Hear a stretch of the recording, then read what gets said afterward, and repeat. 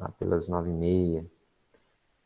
Então, boa noite, pessoal. Vamos iniciar o nosso 11º encontro, a partir, do capítulo 7 de São João, do seu Evangelho, esperando chegar hoje no capítulo 8º.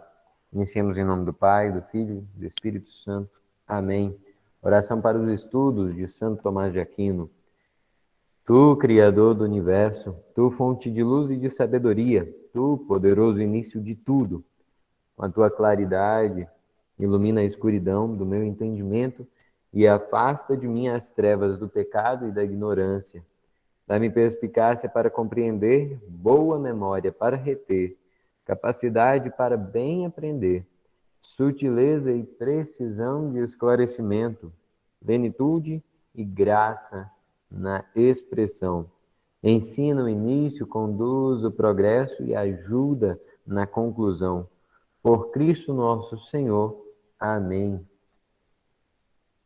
Nossa Senhora, Mãe da Igreja, rogai por nós.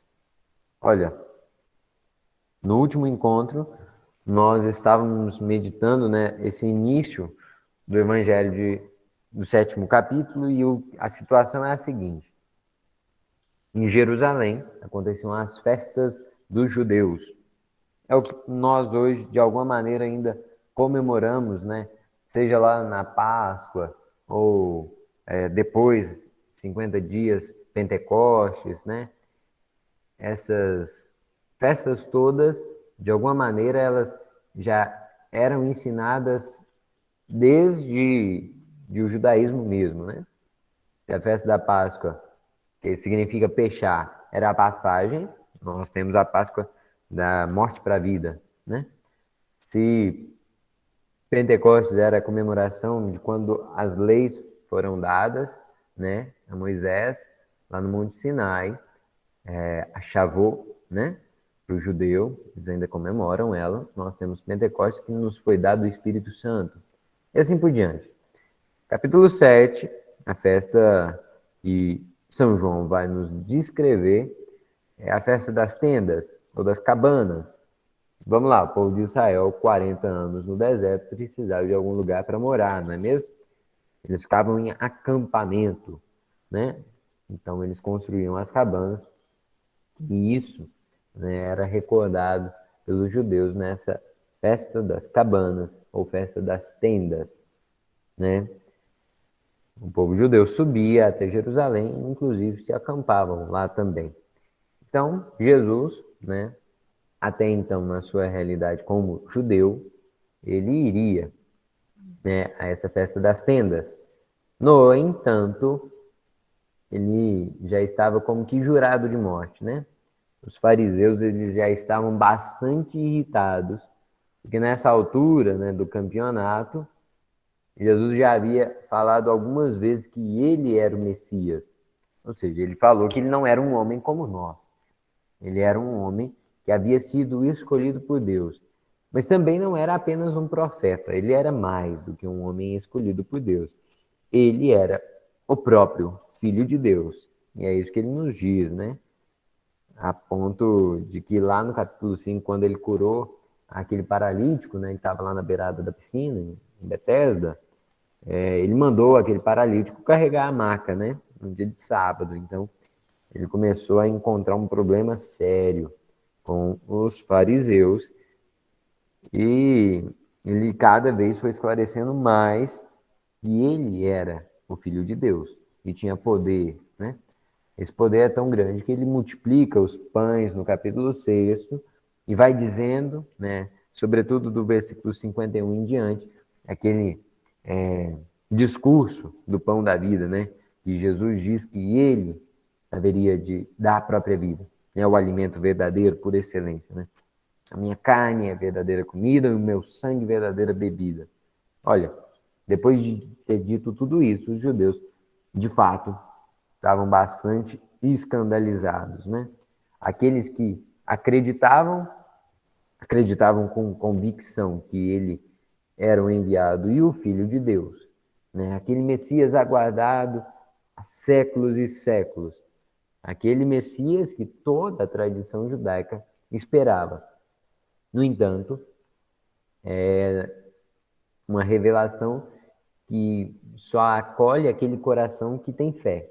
Então, aqueles que se submetem apenas à lei, né, que fazem as obrigações, mas que continuam com a mentalidade daquele homem velho, sabe, a mentalidade limitada, esses não perceberam que Jesus era filho de Deus. Como até hoje, né? Então Paulo vai nos dizer que até hoje esses homens têm como que um véu nos olhos, né? Como que escamas. Eles não são capazes de perceber que Cristo é esse mesmo Jesus, né? Os judeus hoje ainda esperam a vinda do Messias. E eu me preocupo, né? Porque a última vez que Jesus, o Messias mesmo, visitou o povo, não foi bem acolhido por alguns deles, né? Alguns rabinos se sentiram mais intimidados e provocados do que visitados por Deus. Enfim, eu dizia isso na última oportunidade no nosso estudo, porque Jesus, Deus, né? Ele nunca impõe, Deus propõe. E o que na prática isso significa? Exemplo, ele cria todo o universo, né?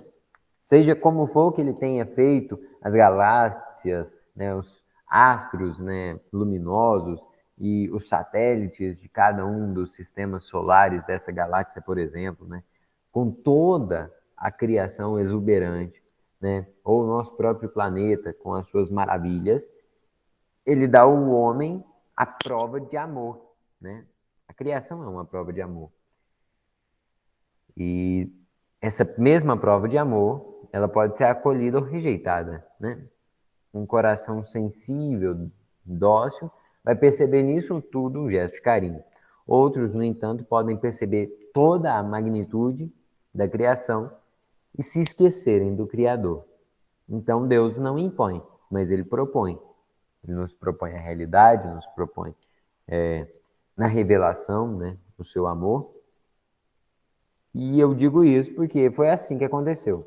Eu dizia do capítulo 7, Festa das Tendas. O que aconteceu? Ele não ia subir, porque ele já tinha esse problema sério com essa elite de coração endurecido, né? Que não acreditava nele, não tinha fé. Então ele não vai impor. O que acontece? Ele não vai operar ali milagre para. Porque quando eu escuto, eu posso acreditar ou não, mas quando eu vejo, não tem como eu duvidar, né? Se porventura alguém dissesse para vocês que eu não estou aqui numa biblioteca, vocês duvidariam. Ou melhor, vocês não duvidariam.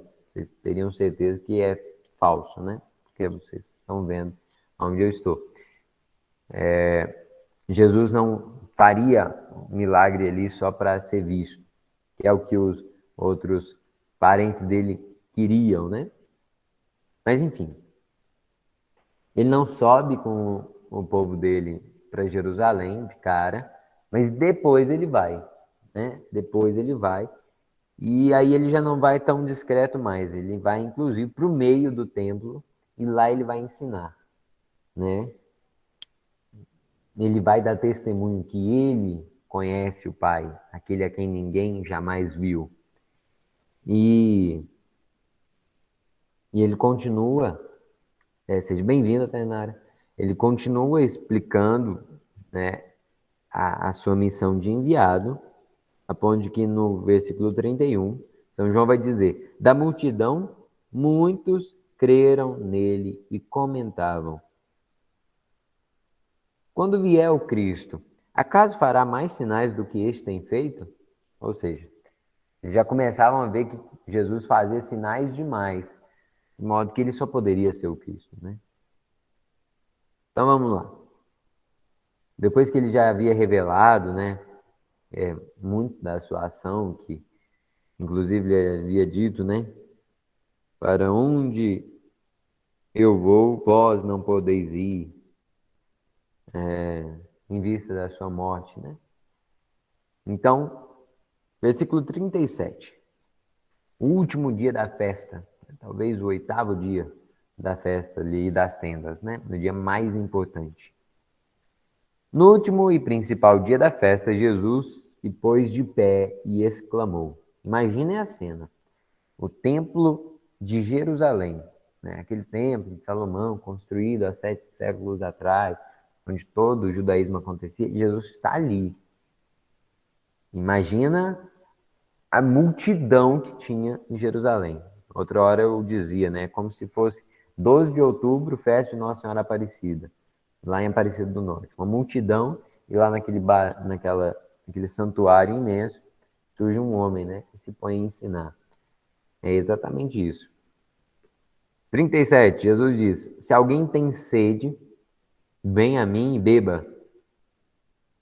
Quem crê em mim?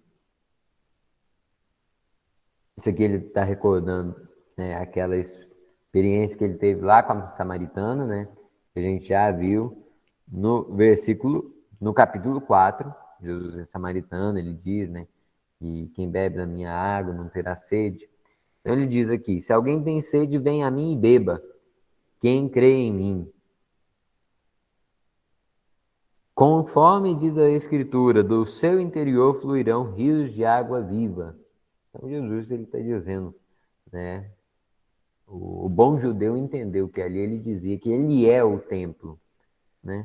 Porque também nós já vimos outro capítulo, né? Não lembro, capítulo 2, Jesus purificando o templo, né? Quando ele diz que eles poderiam destruir o templo que ele queria reconstruí-lo em 3 dias, né? Isso mesmo, capítulo 2 de São João nós já vimos.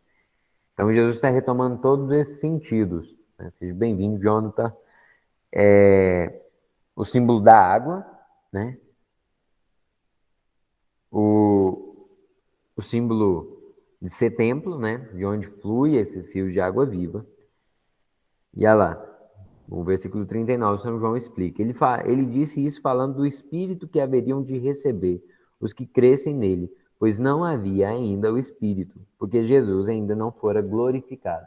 Então, o evangelista ele está dizendo para a gente, olha, tem o símbolo da água, tem o símbolo do templo, mas principalmente o símbolo do Espírito. Cairo, parece que a gente já viu isso. Já vimos sim, aquela passagem de Jesus com Nicodemos. Se recordam? Que ele diz a Nicodemos, necessário vos é nascer de novo. Isso foi no capítulo 3º. Então, Nicodemos não entendia bem, até que ele entendeu que ele precisava ser batizado e ele receberia a vida no Espírito. Jesus ele está esclarecendo tudo isso, ok? Ele reúne esses símbolos todos nesse mesmo sentido. Percebemos que ele é o templo, ele é a fonte desse rio de água viva, mas tudo isso se realizaria por meio do Espírito Santo. Qual é o sacramento que isso nos recorda? Batismo, né? Então, ele já está apontando nisso tudo a porta de salvação. Tá claro? Adiante. Versículo 40. Ao ouvir essas palavras, alguns da multidão afirmavam: verdadeiramente este é o profeta. Outros diziam: ele é o Cristo. Olha, a progressão. Ele é o profeta, quer dizer, ele traz a boa nova, ele anuncia, né, a chegada do reino de Deus. Outros diziam mais, ele é o Cristo. Cristo tem a mesma origem etimológica, crisma, né? O sentido de unção. Ele é ungido, ou seja, ele foi abençoado por Deus, ele foi enviado mesmo por Deus, né? Todo esse sentido que eles foram percebendo. No entanto, outros discordavam. Porventura o Cristo virá da Galileia? Não diz a Escritura que o Cristo vem da descendência de Davi e de Belém, o povoado de Davi? Assim houve divisão no meio do povo por causa dele.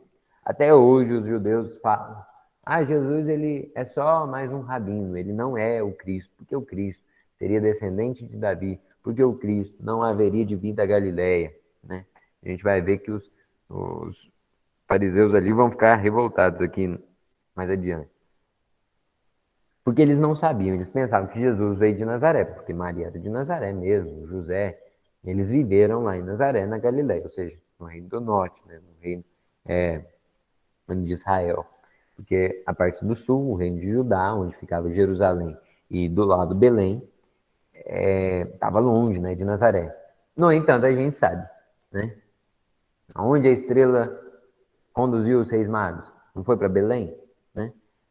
Não foi ali que José e Maria estavam quando chegou o momento, né, do 25 de dezembro? Exatamente. Esses homens aqui não sabiam. E alguns, uns 31 anos atrás, Cristo havia nascido em Belém. Eles não sabiam, por exemplo, que Maria, tanto Maria quanto José, são descendentes de Davi, né? Então, a profecia estava se realizando sim na vida de Jesus. Mas enfim, alguns queriam prendê-lo, né? Olha como que a coisa vai se dividindo, como que Cristo ele funciona tipo o fio de uma lança que parte mesmo, né? Aqueles que têm o coração aberto passam a acreditar mais, aqueles outros que já não acreditavam passam a persegui-lo. Diante de Jesus só tem essas duas opções. Ou você segue ou você persegue, né? No fim das contas é isso. Não tem como ficar indiferente. Alguns queriam prendê-lo, mas ninguém lhe pôs as mãos. Os guardas então voltaram aos chefes dos sacerdotes e aos fariseus, que lhes perguntaram: Por que não o trouxestes? E responderam: Olha que resposta profunda. Pensa, tinha uma multidão, né? Jesus está ali falando no meio da multidão. Eles tinham uma oportunidade de ouro para ir lá e prender ele, porque ele não estava escondido, nada disso, né? Ele estava anunciando para o povo. Poderiam, né, como fizeram, depois acusaram ele de blasfêmia, né, se fazer igual a Deus. Mas olha a resposta. Em outro momento no Evangelho a gente vai ouvir o povo dizer: ele falava com autoridade, né? Olha aqui o que o próprio soldado teve de reconhecer. Nunca alguém falou assim. Imagine, está na presença do próprio Deus que dá ali a sua doutrina, o seu ensinamento. Isso é tremendo, né? Ele não é como os outros homens que podem desejar falar a verdade, mas que se enganam, né? Eu estou aqui na firme confiança de poder partilhar um conhecimento verdadeiro, mas posso me enganar. Cristo não se engana, né? E principalmente, sobretudo, ele tem autoridade, né? Nunca alguém falou assim. Versículo 47. Replicaram os fariseus: Vós também se deixaste iludir? Acaso algum dos chefes ou dos fariseus acreditou nele? Essa multidão, porém, que não conhece a lei, são os malditos. Olha o que eles estavam pensando, né? Ah, não, esse homem aí deve ser um impostor, né? Ele é um charlatão só. No entanto, um deles, Nicodemos, ó, tinha acabado de citar, né? Nicodemos, o mesmo que antes já havia conversado com Jesus, a gente sabe que ele foi conversar com Jesus de noite, né? Talvez por um pouco de temor do que poderia acontecer com ele também, né? Porque ele era um, um dos homens importantes, né? O Evangelho nos diz que ele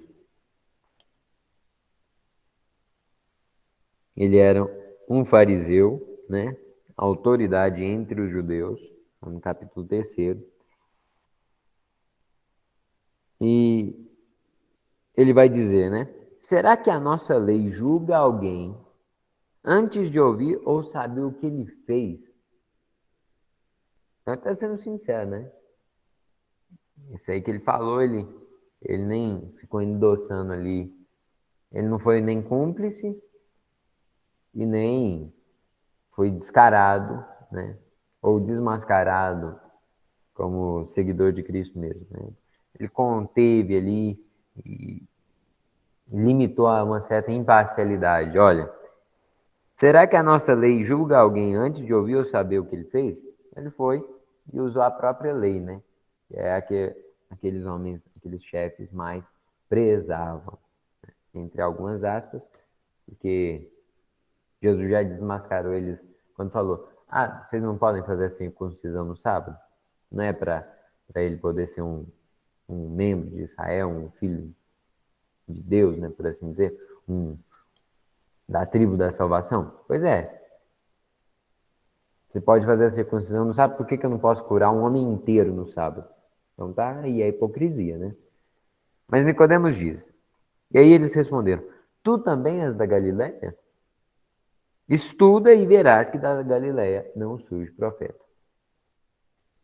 Pois é, mal sabiam eles que Jesus tão pouco era da Galileia, porque ele mesmo nasceu lá em Belém. Tão pouco sabiam eles que Jesus nem é desse mundo, né? Ele veio do Pai, ele foi gerado antes de todos os séculos e ele ele não foi criado, né? Então eles não sabiam da sua origem verdadeira, né? Filho de Deus. Enfim, continuando, né?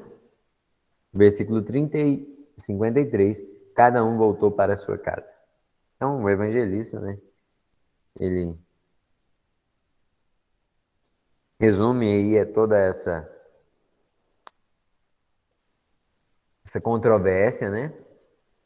E, e aqui ele volta para casa, e é interessante a gente perceber, não havia chegado a sua hora, né? Ele repete várias vezes. Não havia chegado a hora, que é aquela que chega, né? Depois da Quinta-feira Santa, quando Jesus vai ser entregue, né, por Judas, com aquele beijo do traidor. Então não havia chegado a hora, eles voltaram para casa. Vamos lá. A gente pode caminhar um pouco mais, porque esse próximo trecho, né, essa próxima perícope, a da mulher adúltera, é profundamente interessante, porque nós todos, em algum momento, já refletíamos, né, a misericórdia de Deus. Uma mulher que foi encontrada em adultério, né, a gente já sabe desde Levítico que havia de ser condenada e apedrejada, mas também essa condenação existia para o homem, né? Se a gente for lá e olhar lá no Deuteronômio, né, naqueles 5 primeiros, Deuteronômio não, né? No Pentateuco, antes do Deuteronômio, aqueles 5 primeiros livros, nós temos Levítico e temos essas prescrições.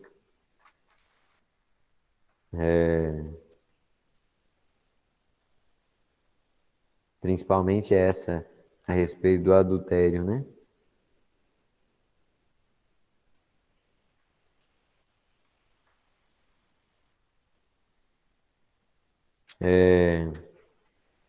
Quando se diz da punição, tanto homem quanto mulher haviam de sofrer, né? E aqui já começa algo estranho, porque eles trazem só a mulher, né? Mas enfim, deixa eu encontrar. Levítico 20.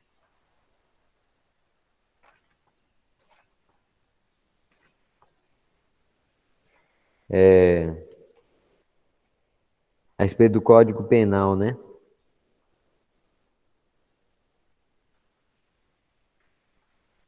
Levítico 20, 10.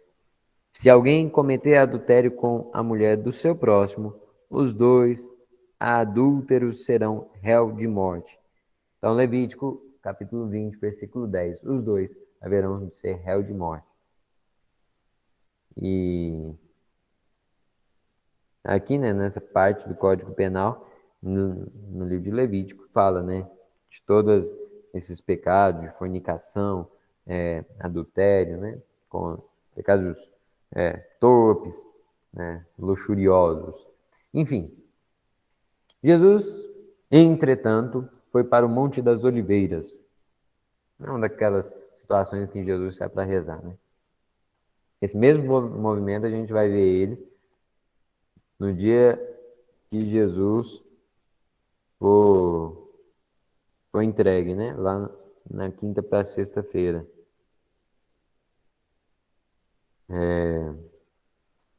Enfim, Jesus foi para o Monte das Oliveiras. De madrugada, voltou ao templo e todo o povo vinha até ele,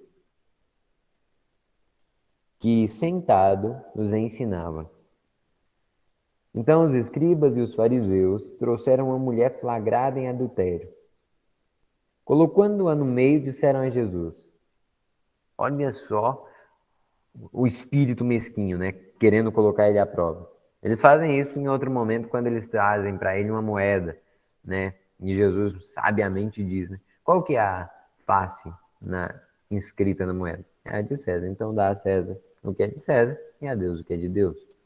Então ele sempre sai com maestria dessas controvérsias, né? Mestre, essa mulher foi flagrada em adultério. Moisés, na lei, nos mandou apedrejar tais mulheres. E tu, o que dizes? Eles perguntavam isso para pô-lo à prova e ter motivo para acusá-lo. Jesus, porém, inclinando-se, começou a escrever com o dedo no chão. Como insistissem em perguntar, Jesus ergueu-se e disse: Quem dentre vós não tiver pecado, atire a primeira pedra. E, inclinando-se de novo, continuou a escrever no chão. Ao ouvirem isso, foram saindo um por um, a começar pelos mais velhos. Jesus ficou sozinho com a mulher, que continuava no meio, em pé. Erguendo-se, Jesus lhe disse: Mulher, onde estão eles? Ninguém te condenou? Ela respondeu: Ninguém, Senhor. Jesus então lhe disse: Eu também não te condeno. Vai e de agora em diante não peques mais. Isso aqui é tremendo, meus irmãos. Olha o poder da palavra de Deus. Imagina a, a cólera, a ira daqueles homens, né? Completamente inflamados ali, de ímpeto mesmo, né? Como se fossem cumprir absolutamente a lei, né? E ainda mais, além de cumprir a lei, ia ter prova para acusar aquele impostor, né? Eles estavam ali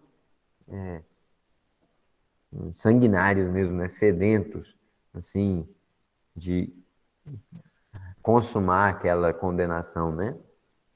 E da forma mais enérgica possível para que ficasse tudo bastante evidente, né?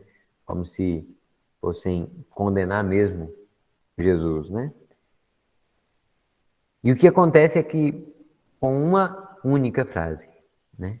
Uma única frase, sem argumentação nenhuma, sem nem mesmo uma contrapartida, uma contestação, Jesus desarma absolutamente todos aqueles homens e provoca uma reflexão íntima, né? Imediata. Olha o poder desse homem. Né?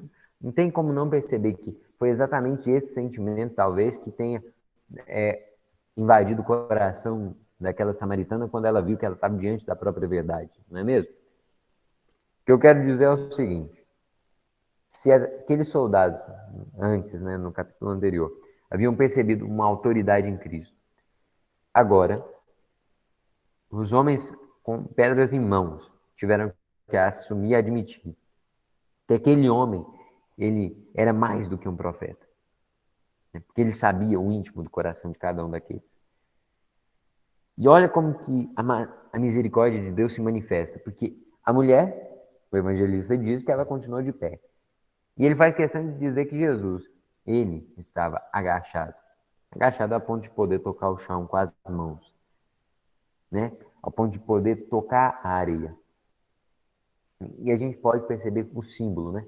Porque, vamos lá, a lei que eles trazem de Moisés, ela havia sido escrita em pedra, pelo próprio dedo de Deus, né? Aquelas duas tábuas da lei, né? Os mandamentos em relação a Deus, os mandamentos em relação ao próximo, escritos em tábuas de lei, E mesmo assim, nós percebemos que aquela pedra que foi feita, né, para transformar o coração dos homens, ou seja, a lei foi dada a Moisés para quê? Para o povo ser salvo, não é verdade? Mas estava sendo motivo de tropeço. Não estava sendo pedra que edifica, estava sendo pedra que faz, causa ruína, né? Então, Jesus desmascara a hipocrisia desses homens quando ele, nesse movimento, ele faz como quem realmente escreve na areia, né? A areia é o lugar onde as coisas não permanecem, onde as coisas desaparecem, né? Porque no fim das contas, o ensinamento havia se perdido no coração daqueles homens. Eles cumpriam uma prescrição não pelo sentido mesmo, né?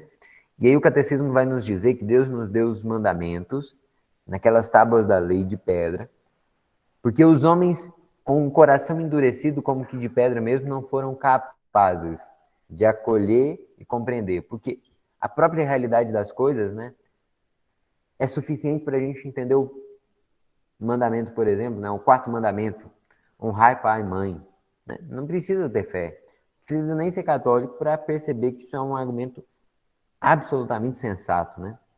Ou o sétimo mandamento, né? Não matar. Então, de maneira nenhuma, Deus precisaria ter dado esses mandamentos, visto que não são proibições, né, nesse sentido. São, antes de mais nada, a própria realidade das coisas, né? Mas a dureza do coração humano, depois do pecado original, como que turva a nossa visão. Digo tudo isso para mostrarem que aqueles homens faziam, estavam sendo obedientes a Deus, quando na verdade eles estavam causando a morte de uma mulher, né? Ah, cara, então quer dizer que Deus foi injusto nessa situação? Não, porque os homens julgam segundo a aparência, mas Deus perscruta o coração íntimo do homem. E aí ele pode realizar a justiça absoluta, né? E não apenas de acordo com a aparência. É aí que a misericórdia e a justiça em Deus, elas são plenas, né? Como duas faces de uma mesma moeda. Vamos lá. Um outro elemento que eu gostaria que nós observássemos aqui. Pergunta: esses homens conheciam ou não conheciam a palavra, a, o ensinamento de Deus, por assim dizer? Eles conheciam ou não conheciam a lei? Eles eram ou não eram versados, né, nas escrituras? Conheciam. Conheciam o bastante para retomarem o Pentateuco, como eu disse, o livro Levítico, né, dos levitas. Então, eles sabiam e usaram esse próprio ensinamento. Mas agora é onde nós poderíamos tomar o maior cuidado nos nossos dias. Muitos homens usam a palavra de Deus ou falam da palavra de Deus, mas no fim das contas é falsidade. Dito de outro modo, eles falam palavras de Deus, mas não falam a palavra de Deus. O que eu quero dizer é o seguinte: quando eu tomo a escritura num outro sentido, eu não estou falando da palavra de Deus. Eu posso estar até usando aquelas palavras. Mas se eu mudei o sentido, se eu esvaziei o sentido, o que acontece na prática é que elas podem, inclusive, se tornar palavras do demônio. Porque Satanás mesmo, quando ele tentou Jesus, se recordam? Né? Naquela tentação ali que Jesus sofre quando tinha ido para o deserto, Satanás tenta Jesus com a palavra de Deus. Ele cita Salmo, ele cita, né, aqueles versículos do Antigo Testamento, né? Ah, os anjos virão para não deixar o teu pé tropeçar em alguma pedra, né? Eles vão te proteger. E ele vai citando, mas sempre com um sentido pervertido. E é o que acontece aqui. É exatamente isso. E é interessante a gente perceber que Jesus ele não se dá a esse jogo de palavras, né? Ele é mais, ele escapa ao ponto de dizer: quem não tiver pecado, atire a primeira pedra. O que que acontece quando os homens mais velhos começam a sair? Talvez a consciência que mais acusava fosse a deles, né? Mais de idade, já estavam mais sensíveis um pouco, né? Talvez a terem que, a, a não ter que ficar com tanta máscara assim. Porque cada homem que resolveu sair, ele dava a todos os outros o testamento de que ele era pecador, porque do contrário ele havia atirado a pedra. Inclusive o próprio adúltero podia estar ali, né? Se não algum dos que estavam ali já não houvessem outrora cometido adultério, né? Podia inclusive ser com a mesma mulher. Enfim, o que eu quero dizer é o seguinte: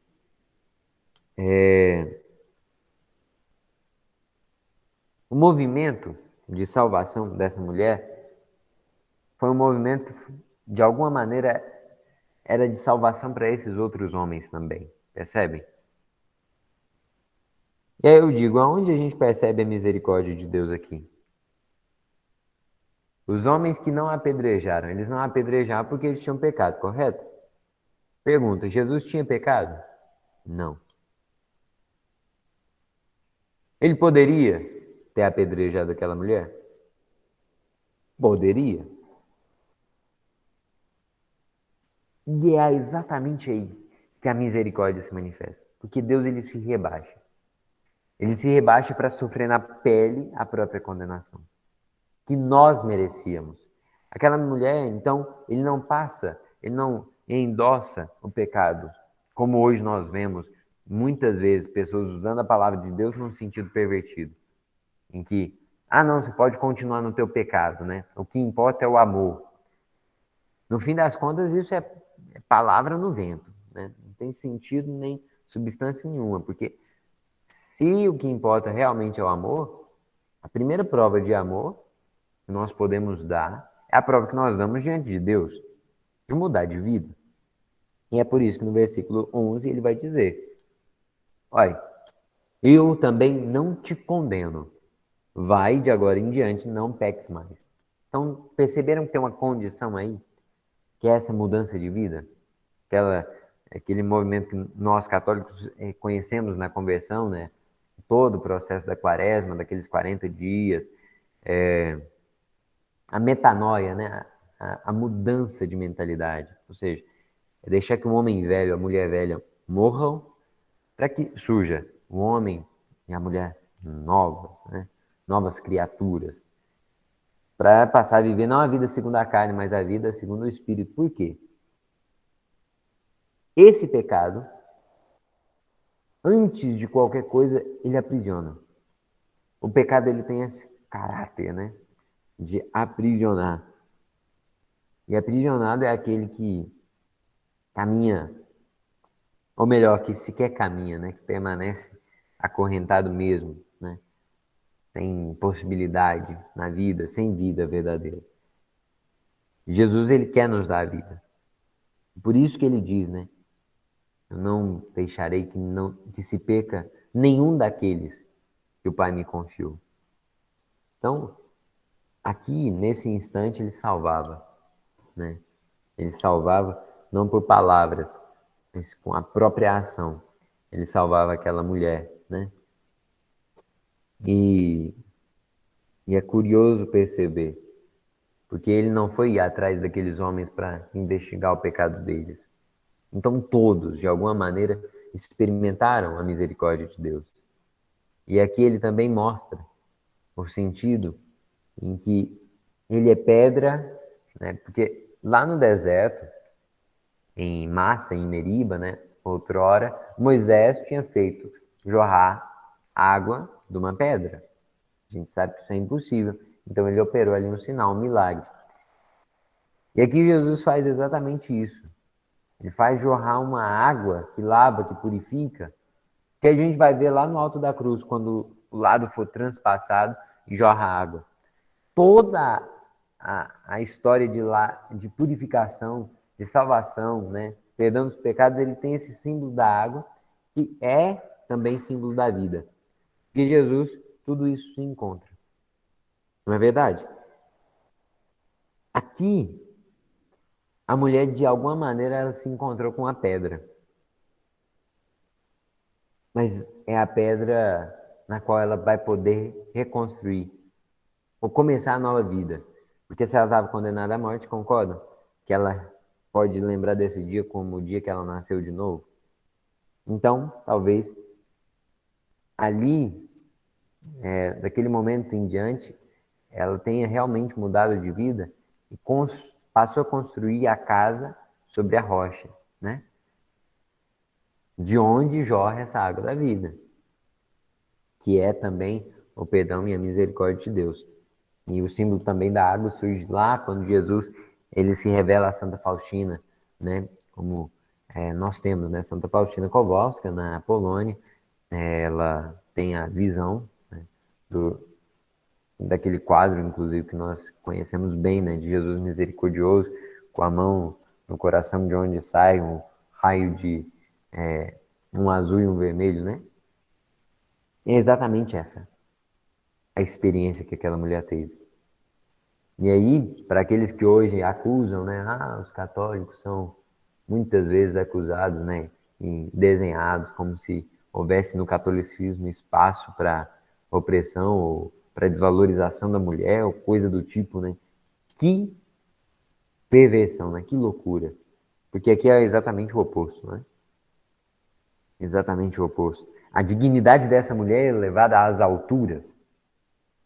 Enfim, eu acredito que seja isso, porque o restante nós podemos meditar no próximo encontro, né?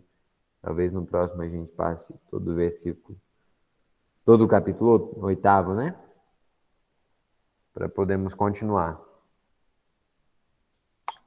É profunda essa passagem, eu espero que nós possamos meditar ao longo dessa semana.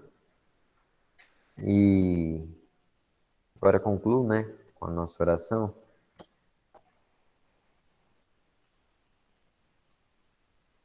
Um segundo. Tomai, Senhor. Tomai, Senhor, e recebei toda a minha liberdade, a minha memória e o meu entendimento, toda a minha vontade e tudo o que possuo. Vós me destes, a vós o restituo. Tudo é vosso. Disponde segundo a vossa vontade. Dá-me apenas, Senhor, vosso amor e graça. Isso me basta. Amém. Então, que o Senhor nos abençoe, nos livre de todo mal e nos conduz à vida eterna, em nome do Pai, do Filho e do Espírito Santo. Amém. Louvado seja o nosso Senhor Jesus Cristo, para sempre seja louvado. Aqueles que agora quiserem, né, partilhar, a Fernanda já conclui para a gente.